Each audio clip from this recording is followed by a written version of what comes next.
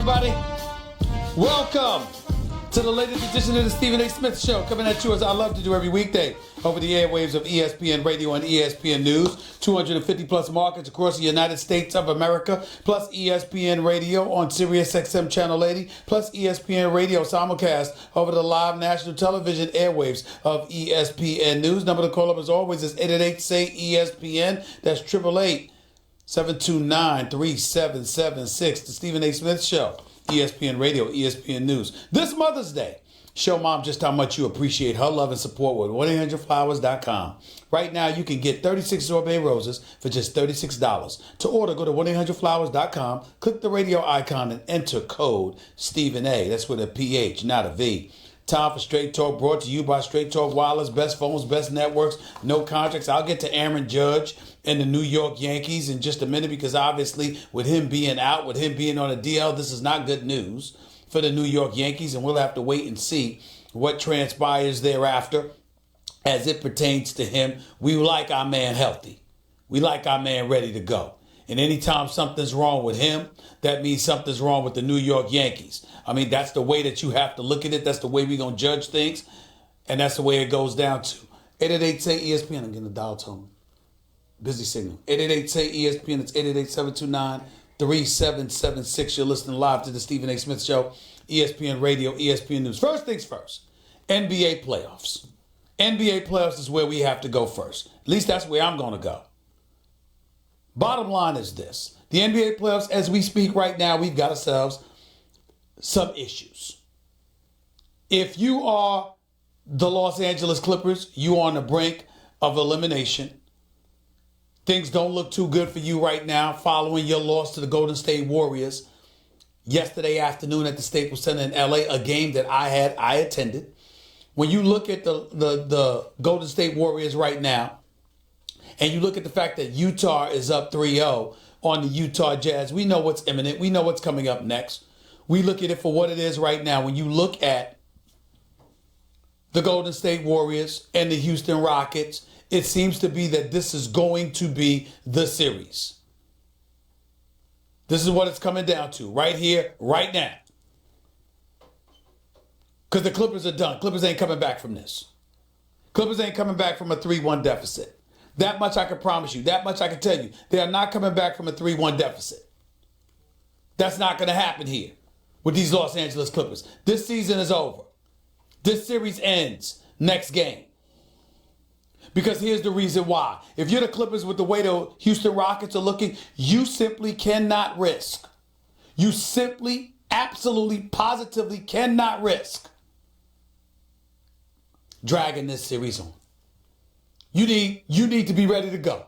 You can't have Houston chilling at home, resting and waiting for you. That would be a problem for the reigning defending two-time champions. That's something they've got to eradicate. They've got to do it quick, fast, and in a hurry. And good luck to them pulling it off. Because I watched Kevin Durant yesterday with his 33 points. I watched Klay Thompson with his 17 points in the first quarter, 25-27 by halftime. Watching them shoot the ball the way that they did. I'm looking at Steph Curry shoot just 1 of 9 for three-point range, clearly having a struggling day. And I simply don't anticipate that this is something that's going to continue. The Utah Jazz are not the reigning defending champion Golden State Warriors. The Utah Jazz they almost damn near allergic to scoring without Donovan Mitchell leading the way. And anytime he's struggling, it's an unmitigated disaster for them. So when I look at it from that perspective, I'm saying, excuse me, these ain't the Golden State Warriors. Golden State Warriors going to be able to score on this team. Now, I'm hearing from Hall of Famers, basketball aficionados, savants, telling me they think the Houston Rockets are going to take out the Golden State Warriors. They think the Houston Rockets are better than they were last year, and they think the Warriors are worse. Now, I don't know if I'm willing to go that far, but I'm telling you what people are saying. And so now that we know that, we have to deal with that reality. By the way, y'all, if y'all wondering, and because you're going to have my producers and people like that going crazy because they're thinking it's going to be, hey, Stephen A. getting back to little baseball. Aaron Judge is hurt. He's on the 10-day injury list. The left oblique strain. Stephen A., I mean, come on now. I mean, that's a major story. Oh, stop it. Bunch of wusses. Baseball players, it's hard for me to imagine. I mean, unless you get hurt with your swing or you get hurt with your arm or whatever. I mean, what are you doing? Standing out in the outfield, sucking on pumpkin seeds. I don't understand how these guys get hurt sometimes. If you don't get hit by a pitch, if you ain't throwing the ball, all right, and you don't get hit by a pitch, I don't understand how these guys get injured. Baseball players, I really don't.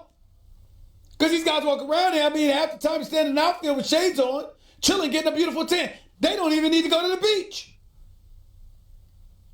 So Judge becoming the 13th player on the IL, being injured, 10 days, 162 game schedule. Forgive me if the presses don't stop. And all of a sudden, I'm not aghast at, oh my God, what's happening to him? He's gone for 10 days. Oh, please. I don't give a damn if he's gone for 3 weeks. He'll be all right. As long as he's all right. In June, July, August, and September, we're good. I'm not worried about the Yankees come April and May. I'm just not. So let me just get that out of the way right now. Back to basketball, let me say this. Boy, do I wish Houston and Golden State were going to be meeting in the conference finals instead of this early. I really do. And I'm sorry to if I'm being disrespectful to LA fans and, talking about the Los Angeles Clippers in the past tense, but damn it, Klay Thompson did, so why should not? Our next opponent, they got 1 game to win, and he's on national television with Lisa Salters talking about our next opponent. That's what he said. So I'm looking at Klay Thompson and the Golden State Warriors, and I'm like, they're clearly looking past the Clippers. Why the hell should not? And then you got the Houston Rockets with James Harden missing his first 15 shots, but coming on late and still managing as a team to up in Utah. It's undeniable that the collision course is coming. It's imminent. And it's going to be the Rockets versus Golden State. And I want to know early on who y'all got winning this next series. Because I was shocked to be in LA yesterday speaking to the abundance of people I was speaking to. And to hear these folks tell me Houston Rockets going to take out the Golden State Warriors. I don't believe that. I can tell you right now the Warriors don't believe it. But I can also tell you that there are a bunch of aficionados who believe that that's exactly what's going to happen. Can't wait to talk to my man Mark Jackson, former head coach for the Golden State Warriors, obviously basketball analyst extraordinaire for ABC and ESPN. He'll be on live with us in hour number 2. Looking forward to talking to him about some of these basketball matchups. A couple of stories aside before I get to this Kate Smith situation and the statue in Philadelphia being covered because of the woman famous for singing God Bless America. Also made several other songs that were considered relatively racist. But I'll get into all of that in just a minute. First thing I want to do is go to a couple of things. Number 1, Brooklyn, Philadelphia, entertaining series. Didn't expect Philadelphia to be up 3-1. Thought it would be 2-2. But props to the Philadelphia 76ers finding a way to do it. Tobias Harris showed up big time in Game 2 when Joel Embiid out. Joel Embiid comes back. Game 4, they're averaging 25 and 13. Tobias Harris had a solid game. JJ Redick had a solid game. Ben Simmons. All of these boys are playing. Give them credit where credit is due. Sean Marks going into the locker room after the game. The GM for the Brooklyn Nets, ultimately being fined and suspended 1 game. There are a lot of people, including myself, that were saying, "All right, you know what? If he had, if he thought that the call was wrong or whatever, what's the big deal?" But again, I do ask this question: if Steve Mills or Scott Perry for the New York Knicks were fined and suspended for storming in the locker room to confront referees after a game, what would the headlines have been? It's a legitimate question. And according to one of my sources in the league office, they said 2 things. Number 1, no one can ever go into the referee's locker room post-game or you have anarchy. Whether a person is right or not, you cannot do that. But they also said Sean didn't go into the locker room. Sean Marks GM for the Brooklyn Nets, said Sean Marks didn't come in to complain about the call. He came in to argue that Joel Embiid, should have received a flagrant foul too on Saturday, and that he should have been ejected from the game. That's what he was complaining about. So again, Sean Marks will have to serve his suspension and what have you. I didn't think it was that big of a deal. It was just a shove on the part of Dudley. And then you had Jimmy Butler shoving Dudley because Dudley shoved Embiid in the back. Me personally, I didn't think that Jimmy Butler deserved to be suspended. That was my personal opinion. That's how I felt about it. But now that we got that out the way, bottom line is this. Sixers about to close out this series. And the way Kawhi Leonard and Toronto is looking right now, that's a collision course as well. We've got some epic playoff encounters in the next round. The next round, you're going to likely have Philadelphia, Toronto, Boston, Milwaukee, Warriors, Rockets. And then obviously, you got the Blazers, who are about to beat Oklahoma City. They're going to be going up against Denver or San Antonio, who's tied 2-2. Here's the deal. Transitioning to Russell Westbrook. Russell Westbrook made news, like he always does. Russell Westbrook made news because Russell Westbrook is getting outplayed. Russell Westbrook finished with 14 points yesterday. Russell Westbrook, the great, ultra-talented, supremely athletic, walking triple-double that is Russell Westbrook, averaging triple-double over the last 3 years.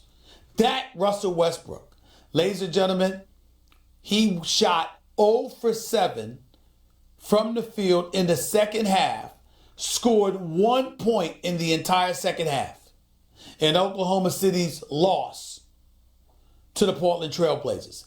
He has been getting thoroughly outplayed by Damian Lillard. Period. Damian Lillard showing up to make amends for what happened to him last year against the New Orleans Pelicans with Drew Holiday and others guarding him. Damian Lillard has been putting on a show. He has shown up, and CJ McCollum has shown up with him. And as a result, he is thoroughly outplaying Russell Westbrook, to be quite honest with you, proving to be a better basketball player. Russell Westbrook's a better athlete.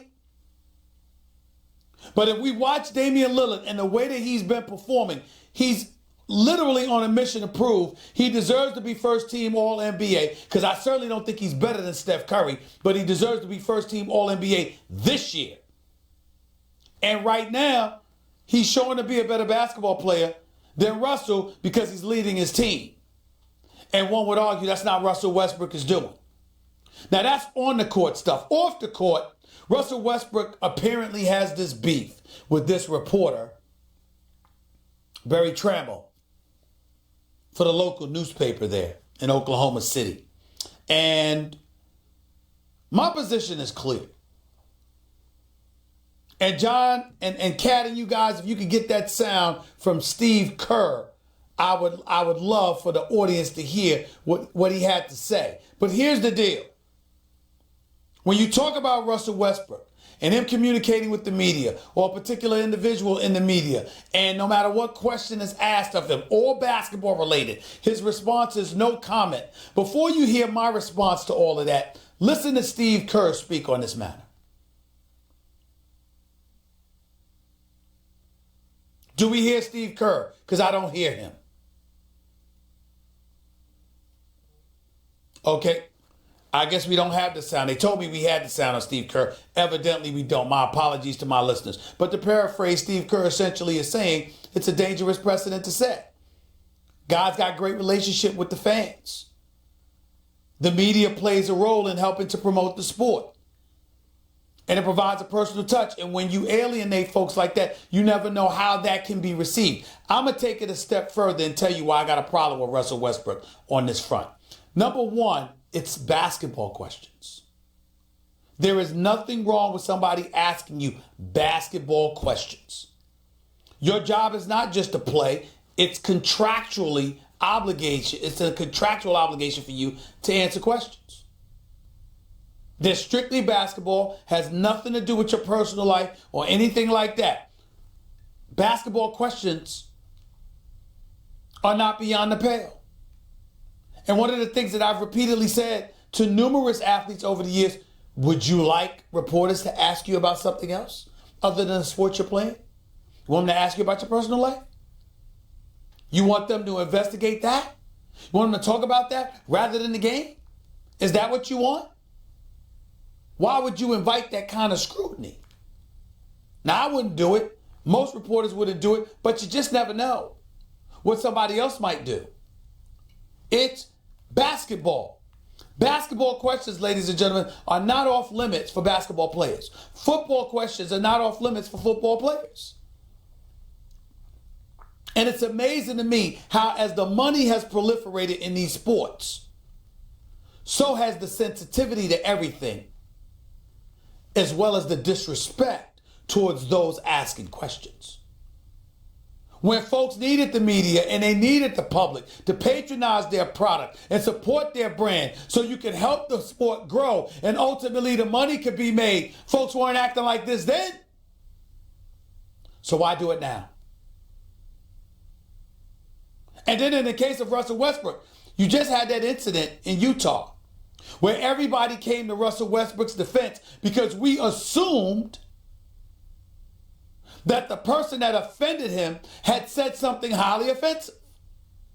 And because they had said something highly offensive, and Russell Westbrook stood in front of the cameras and the tape recorders and articulated what was said to him and how that person addressed him, we took Russell Westbrook's word because that individual denied it, if y'all remember correctly.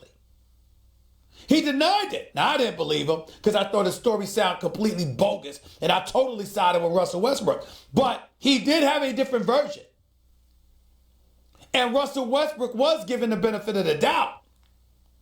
What if the day came where Russell Westbrook wasn't given the benefit of the doubt? What would happen then? And then we get back to basketball and we say, okay, if you lose this series, that'll be 3 consecutive years since Kevin Durant left that you've been gone in the first round. And oh, by the way, off the court again, you got Paul George, ladies and gentlemen, one of the nicest human beings you could ever meet in your life. Class personified in every sense of the word. Class. That's Paul George. He telling reporters, next question. It's not good. It's not a good look.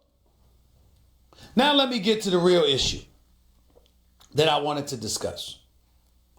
Because there's this story that's been circulating all weekend involving a person who is now deceased. Her name is Kate Smith, famous for singing the song God Bless America.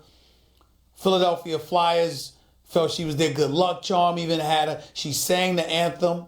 She sang God Bless America rendition at Philadelphia Flyers games on several occasions over the years, including the 1974 Stanley Cup.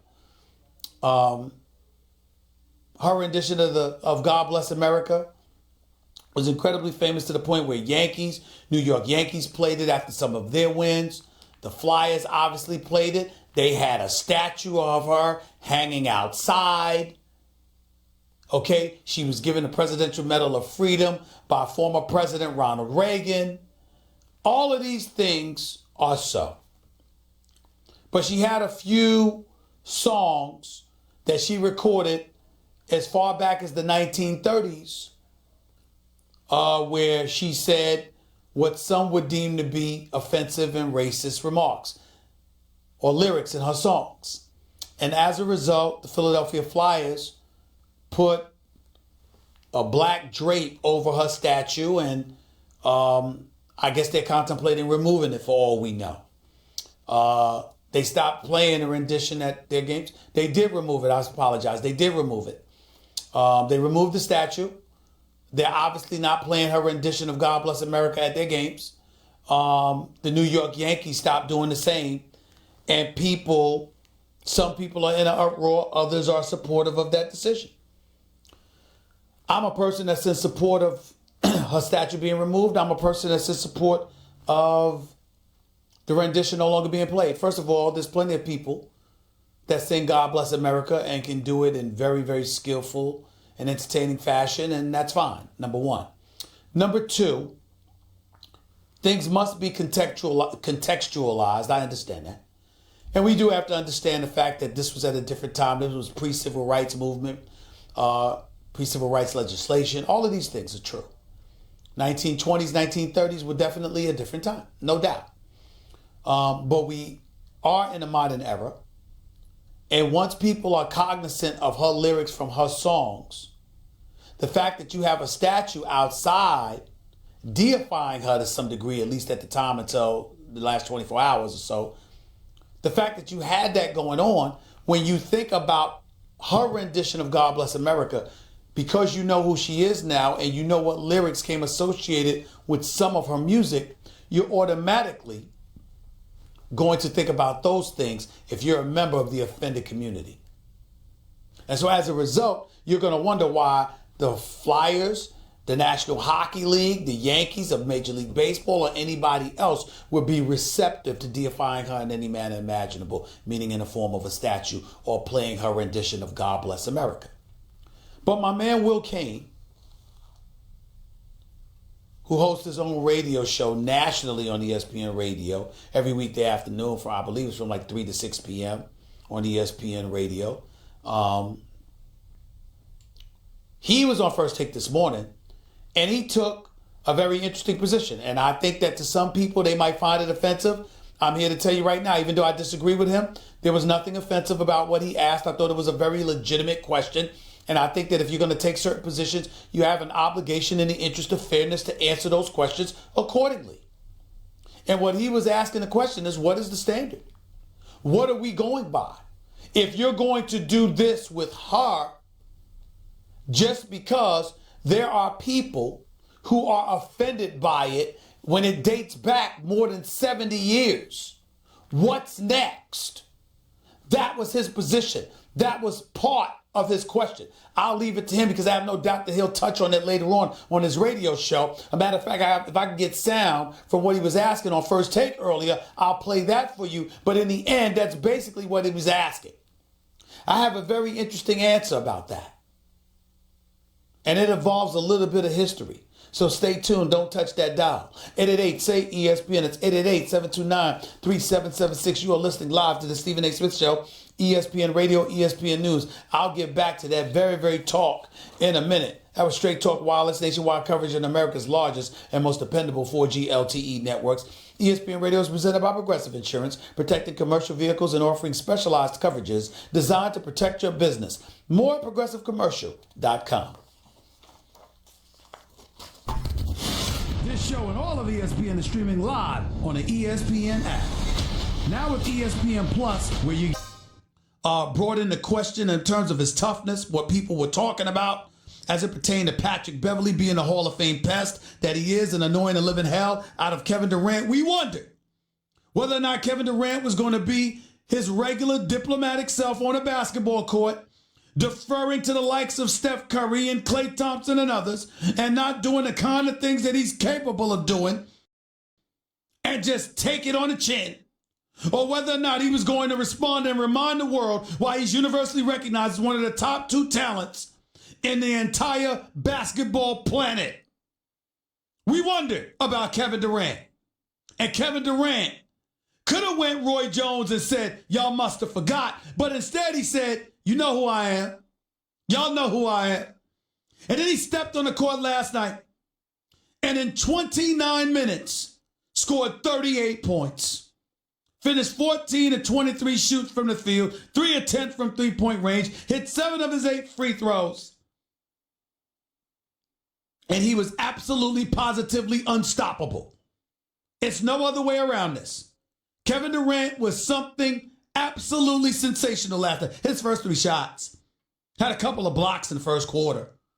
I mean, when you look at what this brother, it only says he 1 block. I saw 2, but that's neither here nor there. Had 7 assists. Played with his back to basket, played facing the basket, scored on the break. He did it all. bobbled the ball in one instance and did a fall-away jump shot that was simply unguardable. Hit a three. That was unguardable. The man is 7 feet tall, 6'11" and 7 feet tall, 7'6" wingspan.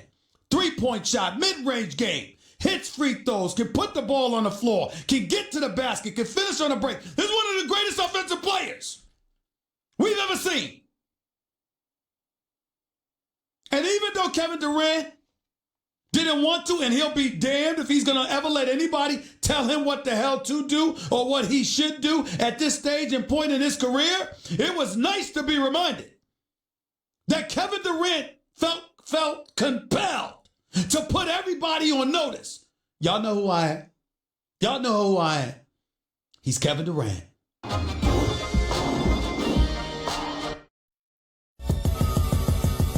The Stephen A. Smith Show on ESPN Radio is presented by Progressive Insurance. Guests on the Stephen A. Smith Show appear via the Shell Pennzoil Performance Line. And you can always get in touch with the show through the 1-800-Flowers Twitter feed. We're holding a historical figure with 1930s actions to modern day standards. And I agree with you. They were offensive no matter what, and given the time frame, no matter the decade. However, this has no end, this standard. So, for example, the Philadelphia 76ers have Ben Franklin featured in their logo. Ben Franklin was a slave owner. I think that we could all agree is more offensive even than singing racist lyrics. So should they remove Ben Franklin from their logo? Baseball itself, as you point out, Max, and hockey itself were not integrated until well after Kate Smith. Should baseball and hockey pay greater penalties themselves? I want to know where the line is and how you wash history. Welcome back to Stephen A. Smith Show, ESPN Radio, ESPN News. Once again, this Mother's Day, show Mom just how much you appreciate her love and support with 1-800-Flowers.com. Right now, you can get 36 sorbet roses for just $36. To order, go to 1-800-Flowers.com, click the radio icon, and enter code Stephen A. That's with a PH, not a V. Welcome back to Stephen A. Smith Show, ESPN Radio, ESPN News. 888-SAY-ESPN is always the number to call up. That's 888-729-3776. Ladies and gentlemen, that was Will Cain, host of the Will Cain Show on ESPN Radio each weekday afternoon, 3 to 6 p.m. Eastern Time, if I recall correctly. He's also a contributor to First Take. Most weekday mornings he comes on the show. Occasionally he hosts in place of Molly Kiram, who's going to be out for this week. I think he does an outstanding job for us. And even though I disagree with him most of the time, he always makes sense as far as I'm concerned. And to be quite honest with you, I think he asks very, very legitimate questions. And I think that needs to be said here. So even though I disagree, I want to emphasize to the folks out there that I found nothing offensive about what he asked. I thought it was very, very clear. And I thought it was very, very fair on his part to ask the question that he asked. Where do we draw the line? You know, when you want to just wash away stuff and act like it's not a part of history, that it never existed or whatever, where do you draw the line? If Kate Smith's statue can be covered and ultimately removed and her renditions are no longer played at Flyers games, Yankees games, or anywhere else, ladies and gentlemen, why is George Washington still on Mount Rushmore? He was a slave owner. And ultimately, he rose above his time. Okay? And he freed his slaves, while Thomas Jefferson did not. But he was a slave owner. Benjamin Franklin, as Will Cain pointed out, slave owner. If you want to get a little bit political, former Senator Robert Byrd, who passed away years ago, out of West Virginia, was a former recruiter and member of the Ku Klux Klan. If we want to really, really get real with it, Lyndon B. Johnson was repeatedly caught using the N-word. Matter of fact, he used the N-word to talk about the first African American that he was going to put on the Supreme Court in Thurgood Marshall.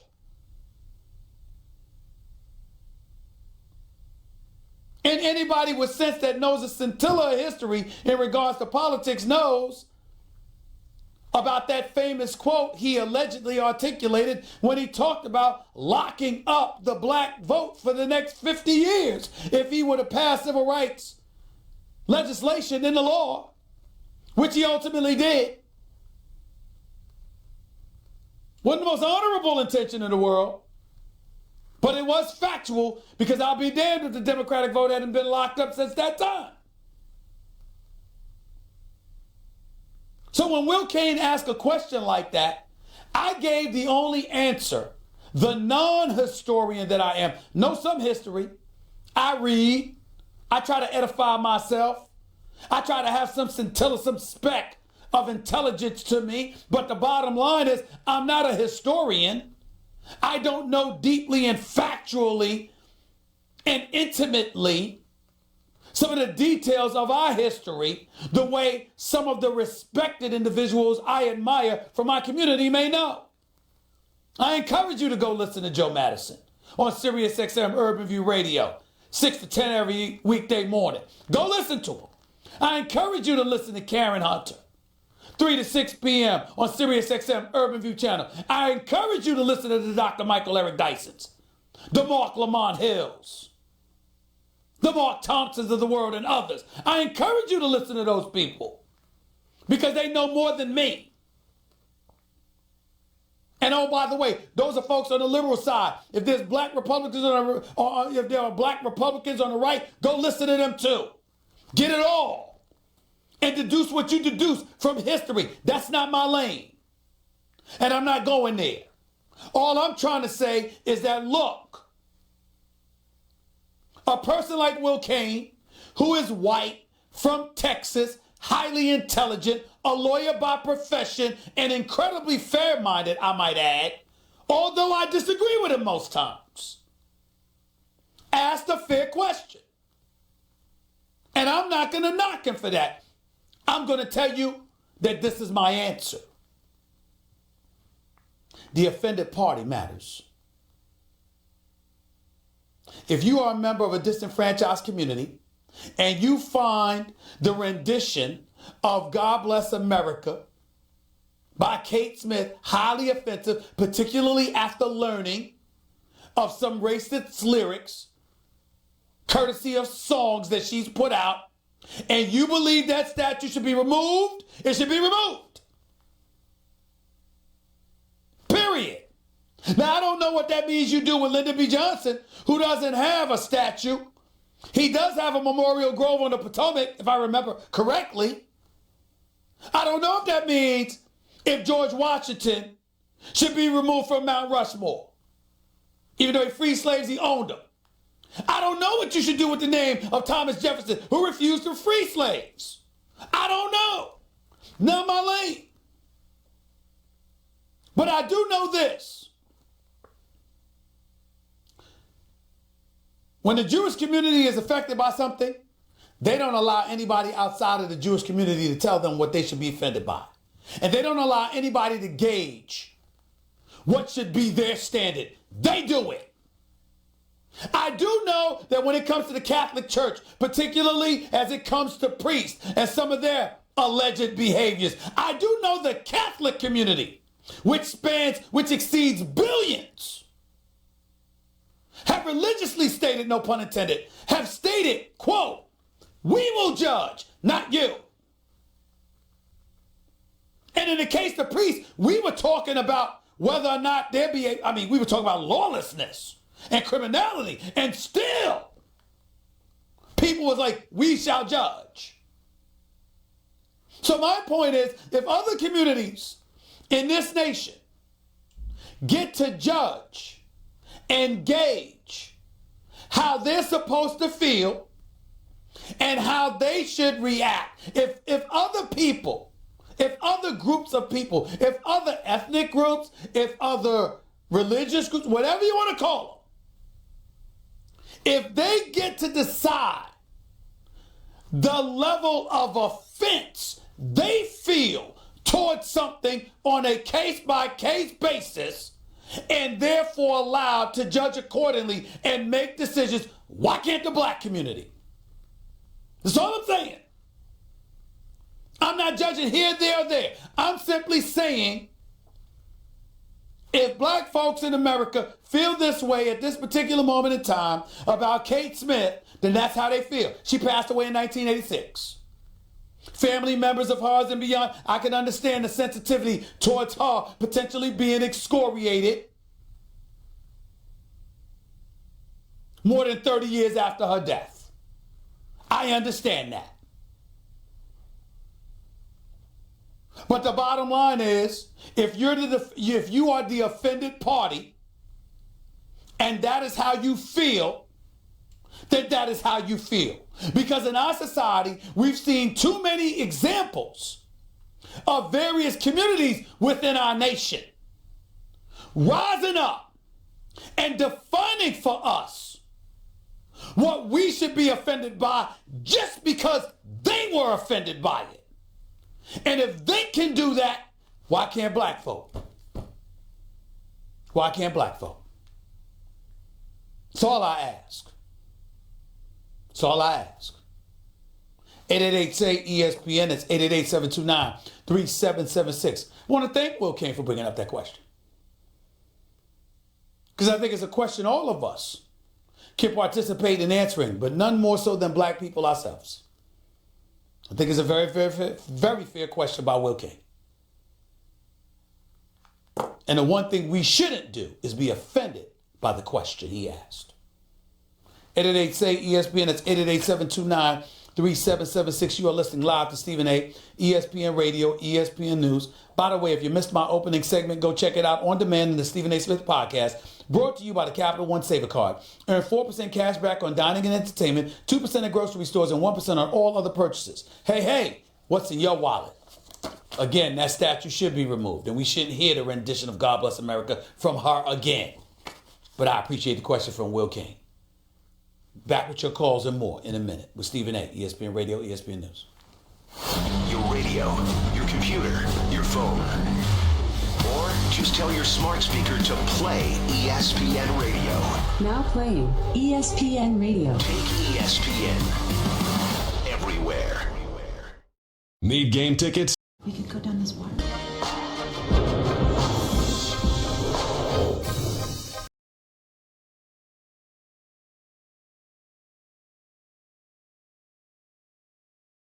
With Trevor Ariza and PJ Tucker there with Clint Capella last year, they're more of the same version of what they were last year. Whereas I look at James Harden, and even though I think that he's better, what I think makes them worse is that last year, as great as he was, I thought they depended more on each other as opposed to depending just on James Harden. I think they're depending on him more now, and I think that's to their detriment.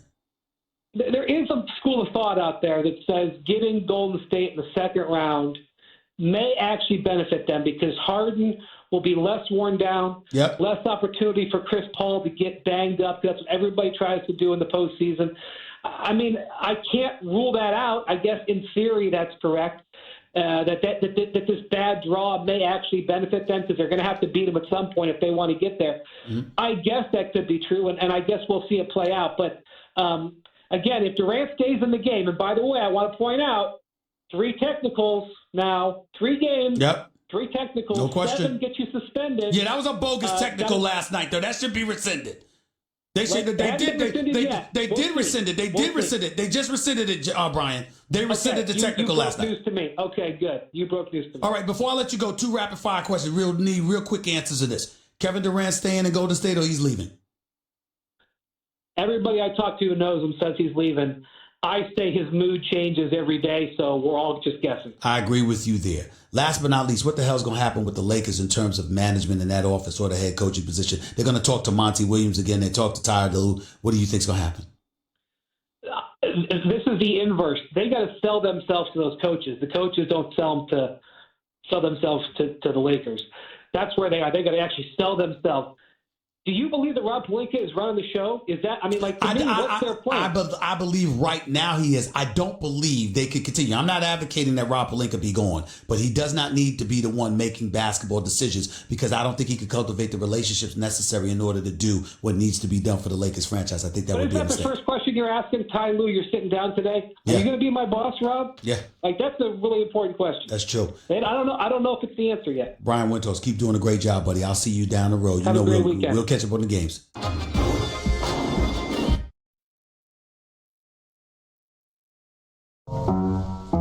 The Stephen A. Smith Show on ESPN Radio is presented by Progressive Insurance. Guests on the Stephen A. Smith Show appear via the Shell Pennzoil Performance Line, and you can always get in touch with the show through the 1-800-Flowers Twitter feed. Stephen A. Synthetics, taking synthetic motor oil performance to a whole new level, so make the switch to Pennzoil Synthetics today. Plus, ESPN Radio is presented by Progressive Insurance, making it easy to bundle your home and car insurance. Bethany, you're live at Stephen A. on ESPN Radio and ESPN News. How are you? Good. How are you, Stephen A? I'm all right. Go ahead. Good. So I wanted to talk to you about the Kate Smith, of course, issue. I appreciated the discussion that you guys had. It was very enthralling. And I think you're right. I don't think I had an issue as a black woman. I didn't have an issue with the question. I just kind of had an issue, I guess, with his response to just making it all about history. So in the sense that if we're judging 1930 by 2019 standards, there's something wrong with that. But my main thought is it was wrong in 1930. It was wrong in 1950. It was wrong now.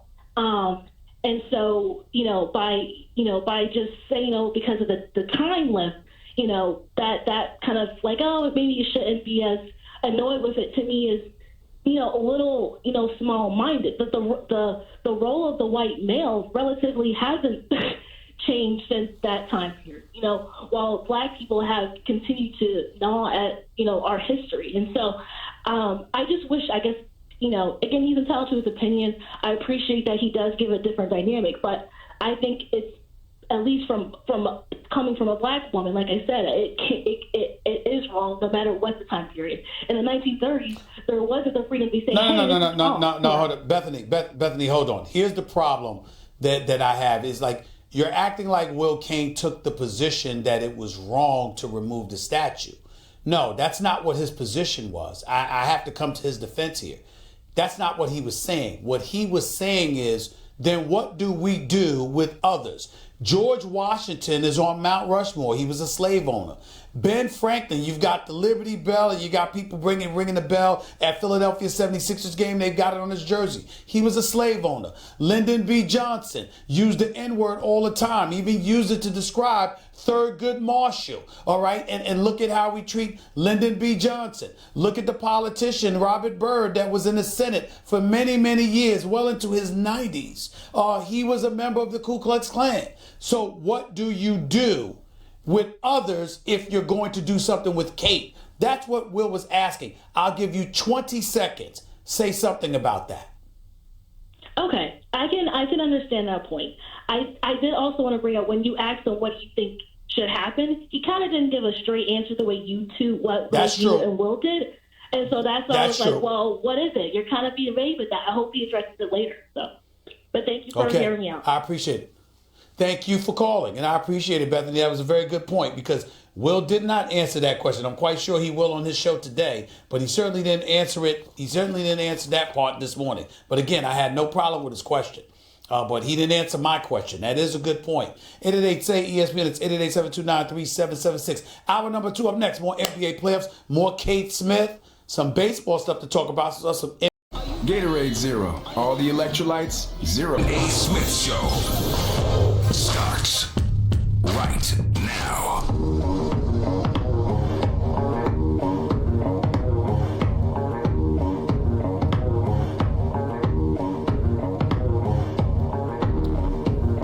welcome.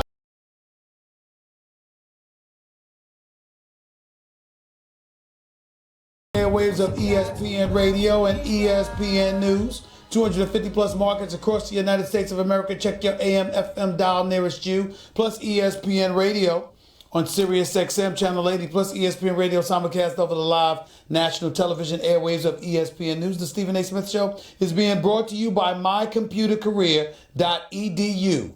Training for a better life. It is my honor and privilege to have my next guest on the line with me right now.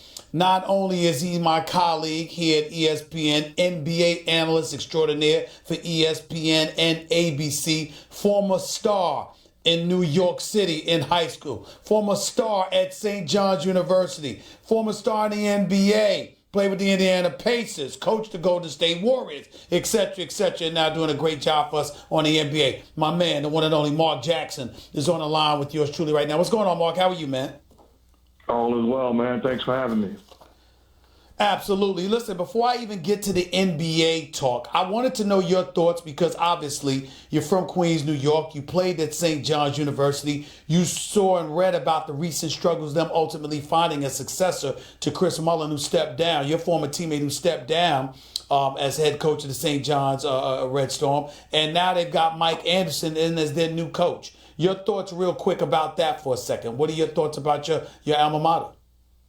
Well, I was sorry to see Chris Mullin go, the greatest player in school history. I thought he did, obviously the way he closed out, did a very good job of bringing back the team to relevancy, making it to the NCAA tournament, looking like the future was going to be headed in the right direction.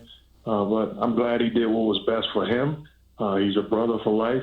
Pray for him and his family. And Mike Anderson, I don't know him personally, even though I got a chance to talk to him a couple of days ago for the first time. Seemed like a great guy. I watched his press conference, a lot of energy, enthusiasm. So I'm looking forward to big things. And obviously, I'm going to be a St. John's guy to the day I die.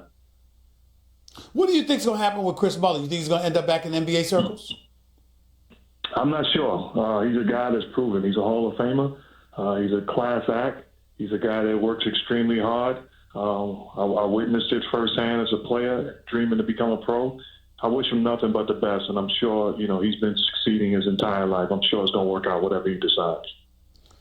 Mark Jackson right here with Stephen A. ESPN Radio, ESPN News. Let's get right to this because you were in L.A. yesterday covering the Golden State Warriors and the Los Angeles Clippers.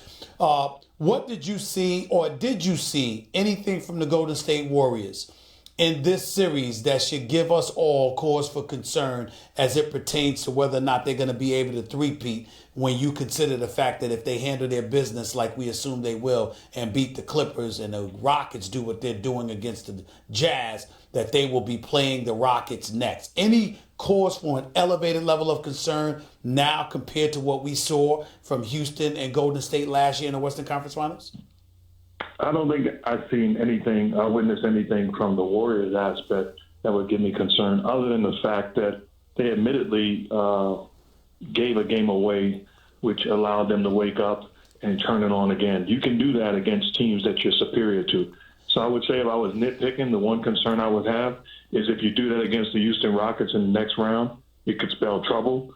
But this is a team that Doc Rivers alluded to the fact how great they are defensively. And I don't think people give them enough credit for that. And the other thing is their competitive spirit collectively. These guys know when to get after it. They respond to adversity. I look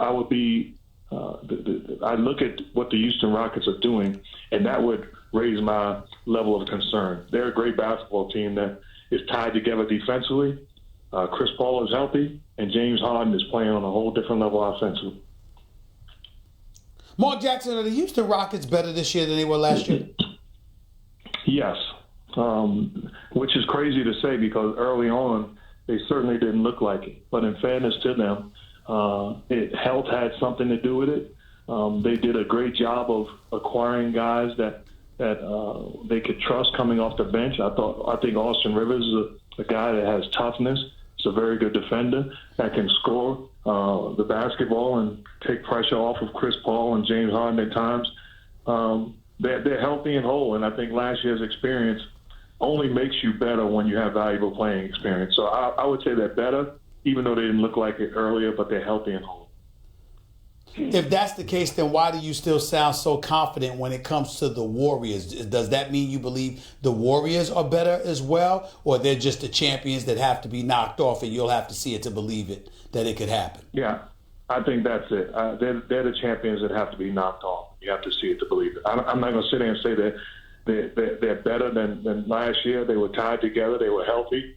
You missed out with DeMarcus Cousins, and everybody knew that they were going to be a better basketball team when you had a top 5 center in the league when healthy and whole. But missing him can make them better. Andrew Bogut has given them much needed depth at the center position. His high IQ, his ability to protect the rim, split action, his ability to pass the basketball is a weapon that they haven't had other than DeMarcus Cousins in the middle of that lineup.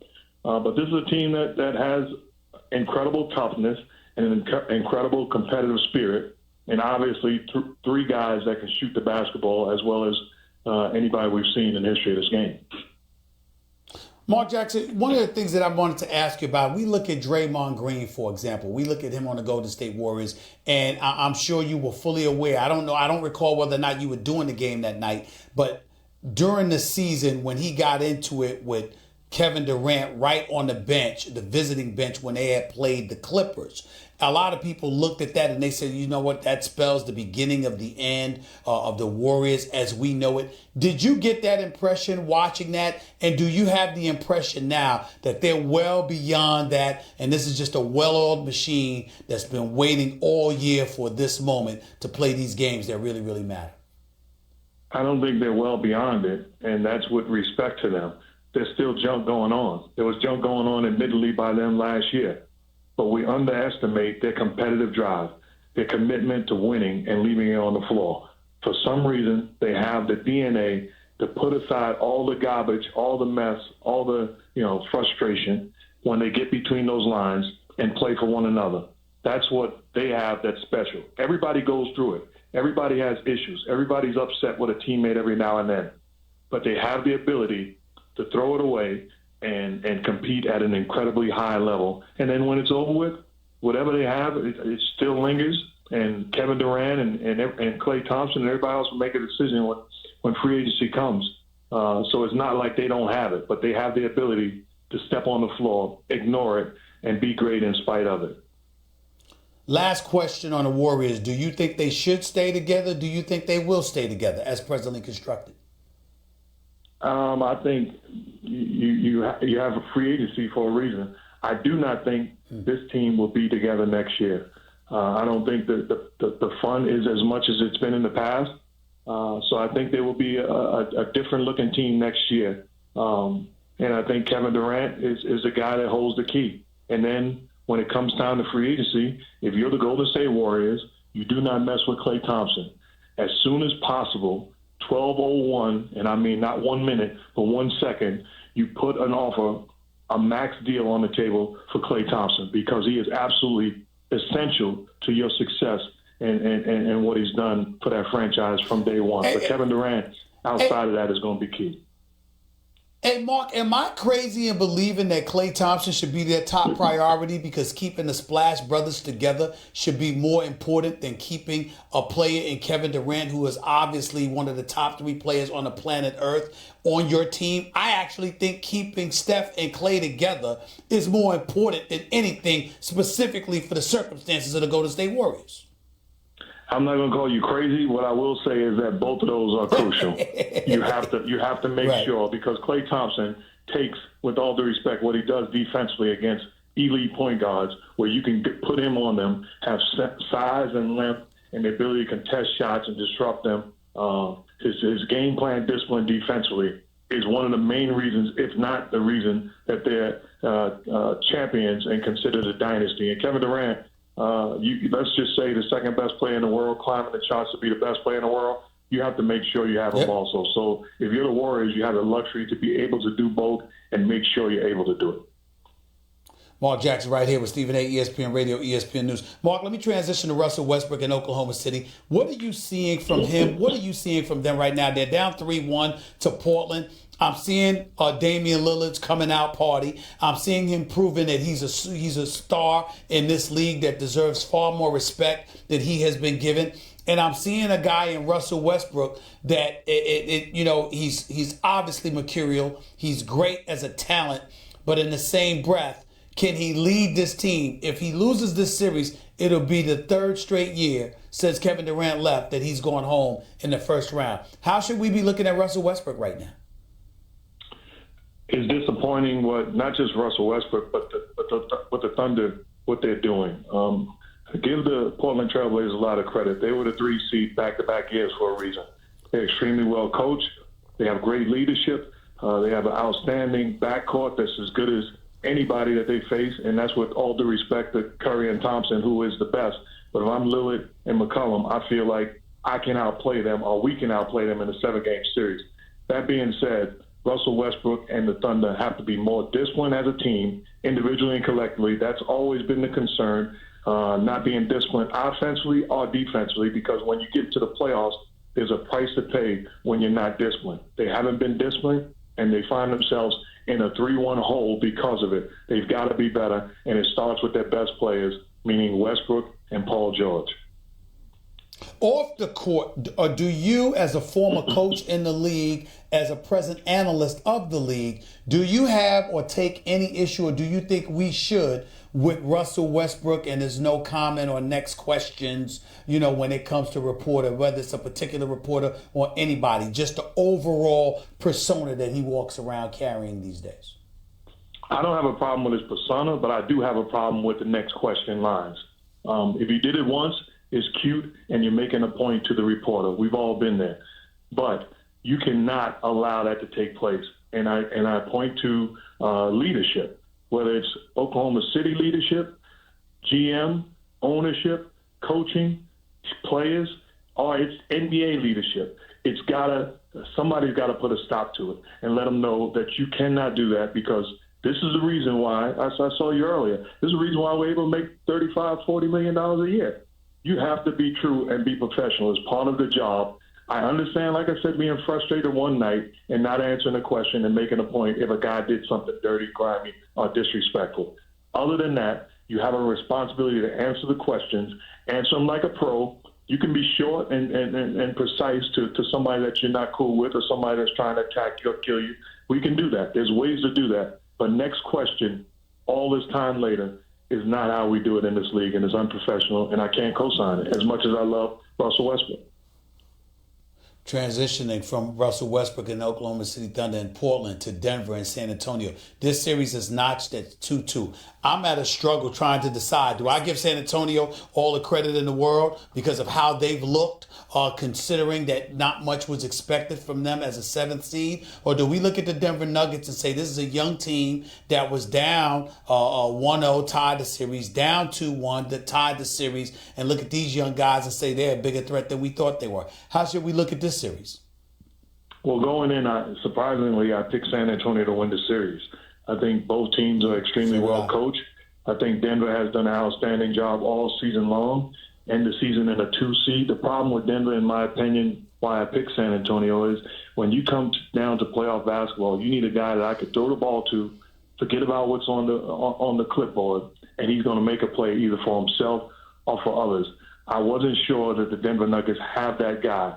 Now, when they won the game, that guy has shown up, whether it's been Jamal Murray, whether it's been the Joker. They've shown up and made plays. When they've lost, they've been thoroughly outplayed.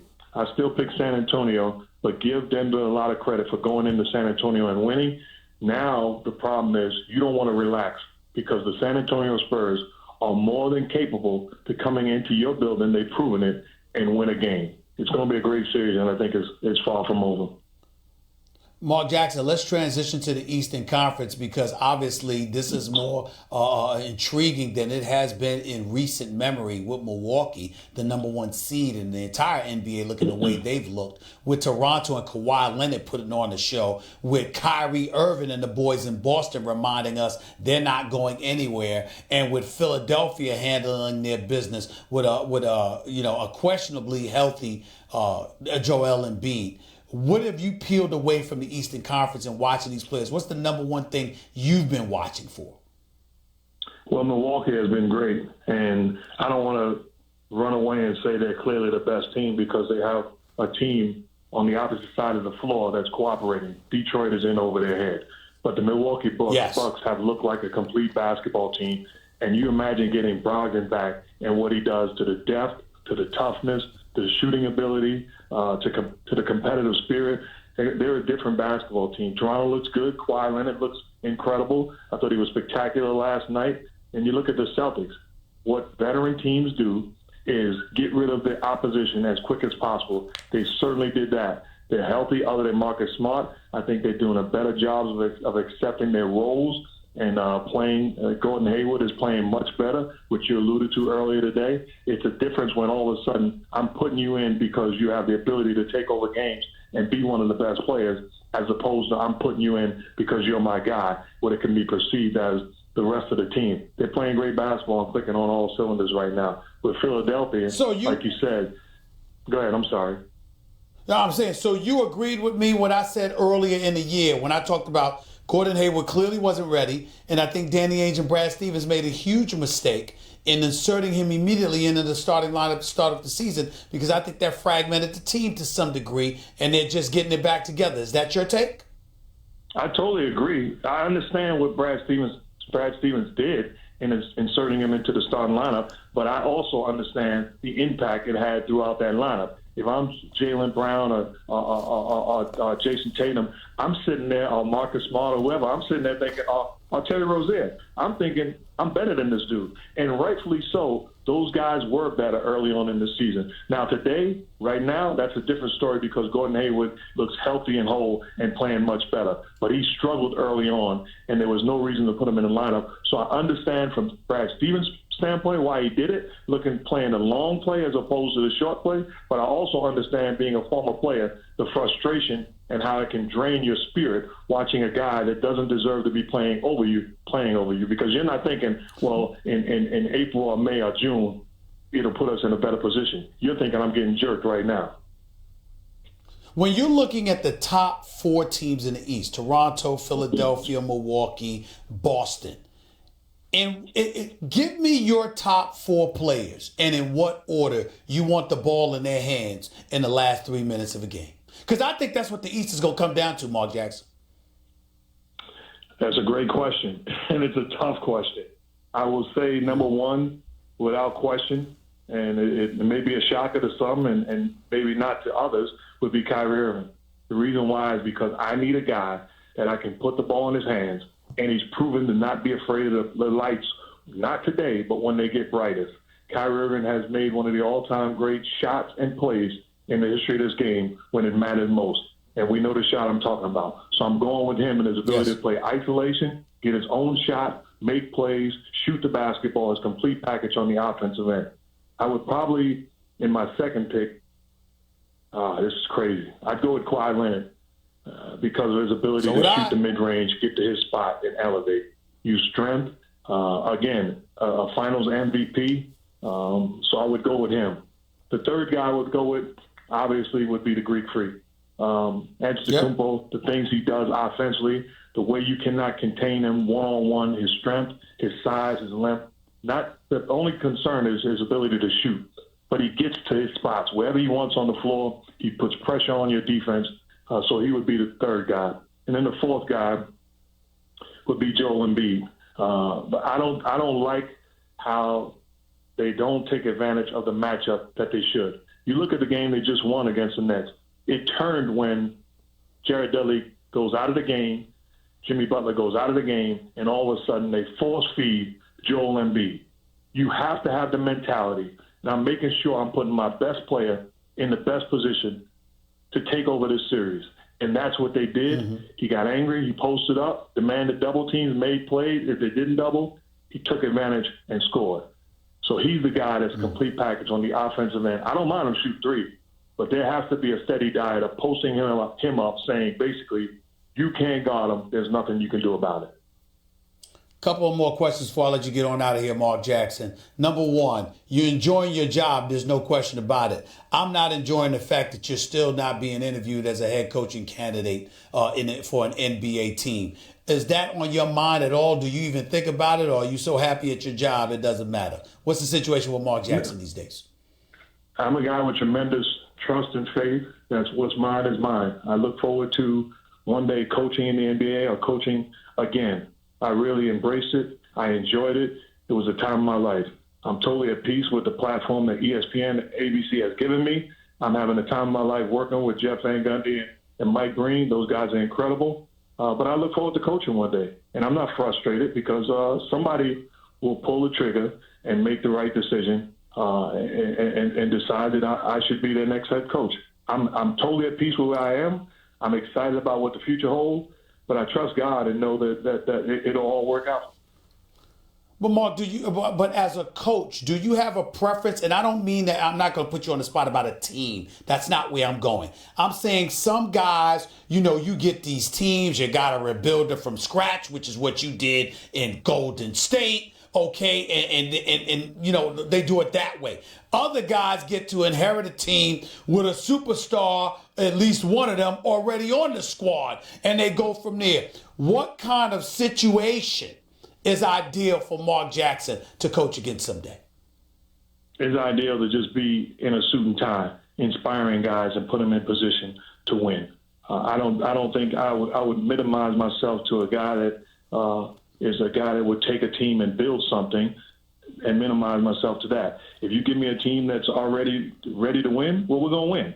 And if you have to build it, well, we'll build it, and then ultimately we win. I just need the opportunity, and it's proven that it will take place. I was given the opportunity. I capitalized on it. I enjoyed it, and it ran its course. I'm excited and look forward to the next opportunity. But it doesn't matter either way. We've seen great coaches respond in both situations. My last question to you involves Draymond Green, a player that you drafted, has a lot of love for you, still expresses a lot of love for you. I'm interested in knowing what you think the future holds for him, because anytime we talk about change that ultimately may come to Golden State, his name comes up. Obviously, he signed with Rich Paul and Clutch Sports. That's who's representing him now. The belief is that ultimately he's going to be in line to get some money. If not from Golden State, he'll end somewhere else.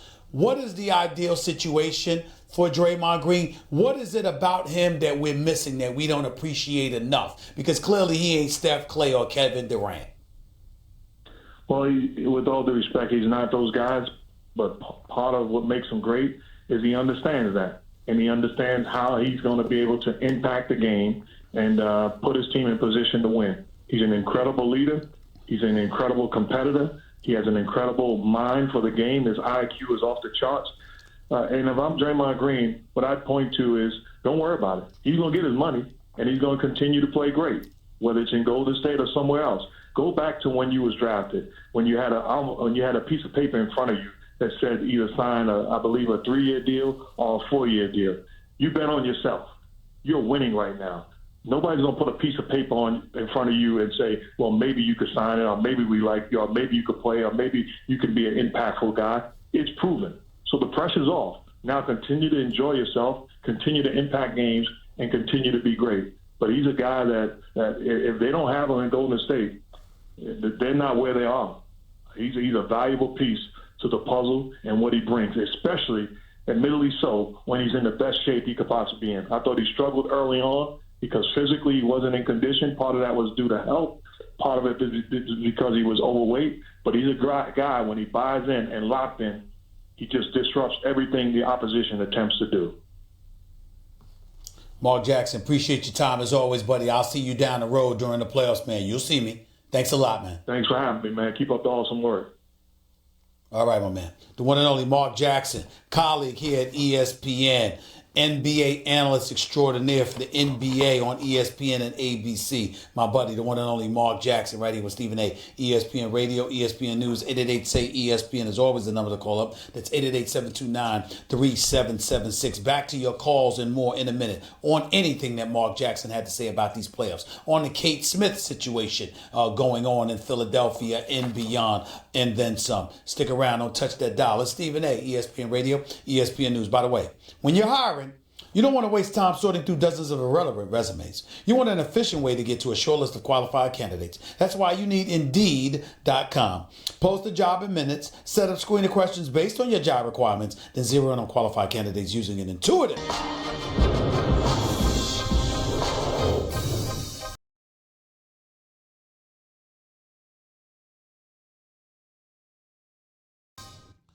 brought into question in terms of his toughness, what people were talking about as it pertained to Patrick Beverley being the Hall of Fame pest that he is and annoying the living hell out of Kevin Durant. We wondered whether or not Kevin Durant was going to be his regular diplomatic self on a basketball court, deferring to the likes of Steph Curry and Klay Thompson and others, and not doing the kind of things that he's capable of doing, and just take it on the chin. Or whether or not he was going to respond and remind the world why he's universally recognized as one of the top 2 talents in the entire basketball planet. We wondered about Kevin Durant. And Kevin Durant could have went Roy Jones and said, y'all must have forgot. But instead he said, you know who I am. Y'all know who I am. And then he stepped on the court last night and in 29 minutes scored 38 points. Finished 14 of 23 shoots from the field, 3 of 10 from three-point range, hit 7 of his 8 free throws. And he was absolutely, positively unstoppable. It's no other way around this. Kevin Durant was something absolutely sensational last night. His first 3 shots. Had a couple of blocks in the first quarter. I mean, when you look at what this brother, it only says he 1 block. I saw 2, but that's neither here nor there. Had 7 assists. Played with his back to basket, played facing the basket, scored on the break. He did it all. Bobbled the ball in one instance and did a fall-away jump shot that was simply unguardable. Hit a 3. That was unguardable. The man is 7 feet tall, 6'11" and 7 feet tall. 7'6" wingspan. 3-point shot, mid-range game. Hits free throws, can put the ball on the floor, can get to the basket, can finish on a break. He's one of the greatest offensive players we've ever seen. And even though Kevin Durant didn't want to, and he'll be damned if he's going to ever let anybody tell him what the hell to do or what he should do at this stage and point in his career, it was nice to be reminded that Kevin Durant felt compelled to put everybody on notice. Y'all know who I am. Y'all know who I am. He's Kevin Durant.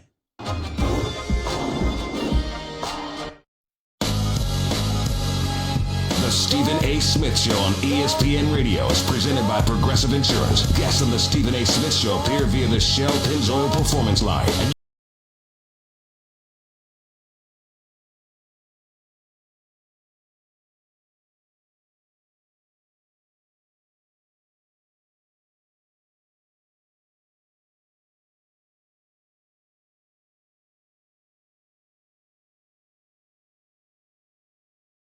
Download the Vivid Seats app and enter promo code CHAMPS at checkout to get 10% off your first order. Don't buy just any seat. Get a Vivid seat. Welcome back to Stephen A. Smith Show, ESPN Radio, ESPN News, 888-SAY-ESPN. It's 888-729-3776. I am in Florida today giving a speech at Lynn University in Boca Raton, Florida. So that is why I'm here. You know why? Because Stevie A loves the kids. He sure does. He sure does. Let's get back to the phones at 888-SAY-ESPN. Let's go to Dan. You're live with Stephen A. What's up, Dan? How are you? Hi, Stephen A. I'd like to say that before, when LeBron went to the West, I would take the Celtics to come out of the East. I would take the Celtics and Warriors. What do you think? Well, I was with the Celtics all season long. I haven't jumped off the bandwagon, but I will tell you they've made me nervous because Milwaukee is incredibly formidable as well as Toronto. Most people would tell you that Toronto and Milwaukee are the 2 best teams in the Eastern Conference this year. But you can't discount Boston because you know how talented they are. And because they're so talented, you simply can't ignore it. And what you have to do is look at the Boston Celtics, particularly the way they shot the ball against Indiana in the first round. Kyrie Irving shoots 42% from three-point range. Okay, Jaylen Brown, same number, 42.9% from three-point range. Gordon Hayward, 44%. Jason Tatum, 53%. Marcus Morris, 35% rather. So they're hitting threes, and I believe if the Boston Celtics are hitting threes, they can beat anybody. Because I think that ultimately the perimeter shooting will propel Boston to be in every game for the last 3 minutes, and then is when you give the ball to Kyrie. And I think if Kyrie has the ball in those last few minutes, special things happen. That's just my belief. Appreciate the call. Let's go to Eric. You're live with Stephen A. What's up? What's up, Stephen A.? I'm all right. Go ahead. I just like to remind everybody of an old saying that might be appropriate these days, and that saying is, for those who forget the past, they are destined to repeat it. Mm-hmm. And I'd like to know if everybody knows where that saying came from. Well, I don't know if everybody can answer that because you ain't talking to everybody. So go ahead and tell everybody where it came from. Okay, that saying was over a real famous or infamous man named Jim Jones from the Jonestown Massacre. Mm-hmm. And another saying came out, these people were the ones who drank the Kool-Aid. I understand how people get offended by the past and by things that great people or not so great people did in the past. But if you want to erase the past, then you're running the risk of repeating it again in the future. The reason why we let things happen there is so it's a constant reminder of just how bad things were back then, so that we don't. May I ask you a question? Now. Sure. May I ask you a question, Eric? Let me ask you this question. It's one thing to remember and reflect on the past, but isn't that different than celebrating it? In celebrating it, yes. But celebration... Well, I'm saying because I think that's what you have. I think that's what people have a problem with. It's not like people don't want to know about Kate Smith and don't want to know what she did or anything like that. It's the notion that it warrants a celebration. You know, that the Flyers would treat her in such a deified manner, erecting a statue of her outside, in Philadelphia. Stuff like that. I think that's what people are talking about, which is why the Flyers removed the statue of her from outside the arena. Okay, but when people celebrate, it also says a lot about the people who are celebrating it, and that also can be a learning experience too. Look at who's celebrating those ideals. Learn from that, and then recognize it in the future if those ideals surface again. Okay. All right. I understand. I appreciate the call, Eric. Thank you so much. Let's go to Freddie. You're live with Stephen A. What's up, Freddie? Hey, what's going on? How you doing, my man? I'm all right. Go ahead, bro. Okay, yeah. Let's talk about the Warriors, right? As far as Kevin Durant, if he leaves and the Warriors get like another championship, I'll be satisfied, It's like, say for instance, it's like you being with a girl, right? And y'all been doing your thing for a while, and she decides to leave. It's like, okay, go ahead. I'm happy. No. Well, first of all, you're lying. That's a horrible analogy, because if you have a relationship, speaking as a man, if you have a relationship with a woman and she is making you happy, you don't feel like it's all right if she leaves? There's a whole bunch of broken hearts walking around in this world out here by men and women. Because why would your heart be broken if you aren't happy? If you aren't happy and you depart from somebody, why would you not be okay? You're happy because guess what? You weren't happy anyway when you were with them. But if you were ecstatic when you were with them, if you were in bliss when you were with them, if you were in love when you were with them and happy, hell no, you don't want that to end. That's the kind of stuff. I mean, the world is filled with individuals who passed away or relegated themselves to a life of misery due to a broken heart now. Yeah, I got you. Yeah. Yeah. I got you. And then also, go ahead, make your last point. Go ahead. Okay, with Kate Smith, it seems like I'm not trying to get on your boy Will Kane, but it seems like he always trying to make an excuse for the racist behavior. Okay. Well, you can say that. I don't view it that way. It depends on it. You know, there are times when Will and I butted heads because I've gotten the impression about a particular instance in question. But for the most part, I don't find that to be the case with him, A. And B, and more importantly, listen, why are we worried about the messenger? What about the message? The man asked a question. Why don't you give me an answer to that, Freddie? If you want Kate Smith's statue removed and you don't want her rendition of God Bless America played at games, what do you do with the George Washingtons and the Ben Franklins who were slave owners? What do you do about a Lyndon B. Johnson who used the N-word all the time and used it in talking about Thurgood Marshall as the first black that was going to be put on the Supreme Court? What do you do if you want to eradicate history or omit yourself from history in that regard as it pertains to the Kate Smiths of the world? What about others who ask, what do you do about all the others who engaged in heinous racist rhetoric and beyond, who have been celebrated in American history? What do you do with them? How about answering that question instead of attacking the messenger? Let's focus on the message. Okay, look, that wasn't the question, right? The question was about Kate Smith. Now, in time when the questions come, no, that was my question.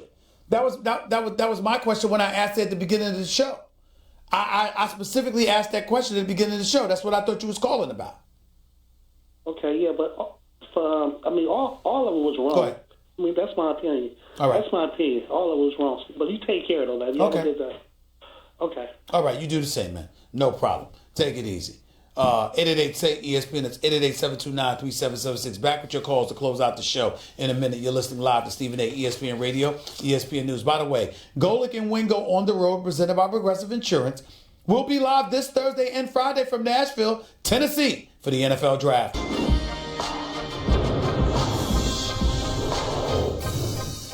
With Trevor Ariza and PJ Tucker there with Clint Capella last year, they're more of the same version of what they were last year. Whereas I look at James Harden, and even though I think that he's better, what I think makes them worse is that last year, as great as he was, I thought they depended more on each other as opposed to depending just on James Harden. I think they're depending on him more now, and I think that's to their detriment.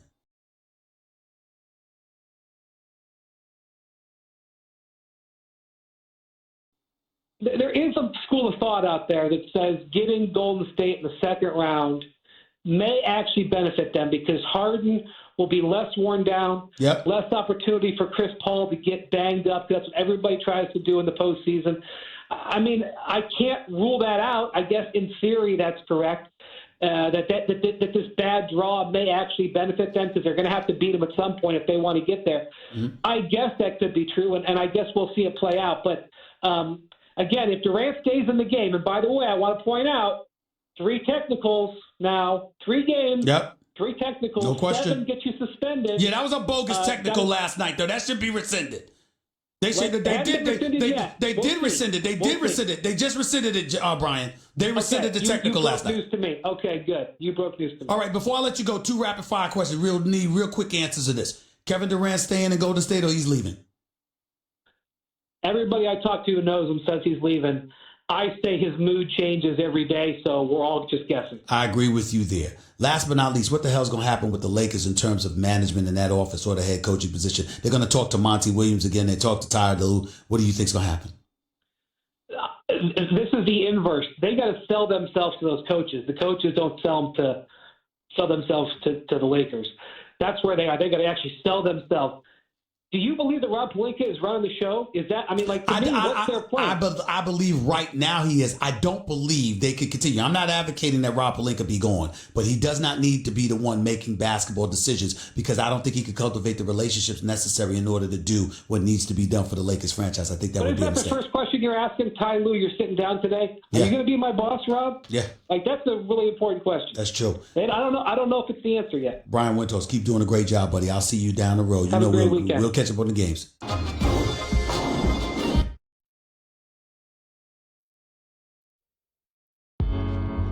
The Stephen A. Smith Show on ESPN Radio is presented by Progressive Insurance. Guests on the Stephen A. Smith Show appear via the Shell Pennzoil Performance Line, and you can always get in touch with the show through the 1-800-Flowers Twitter feed.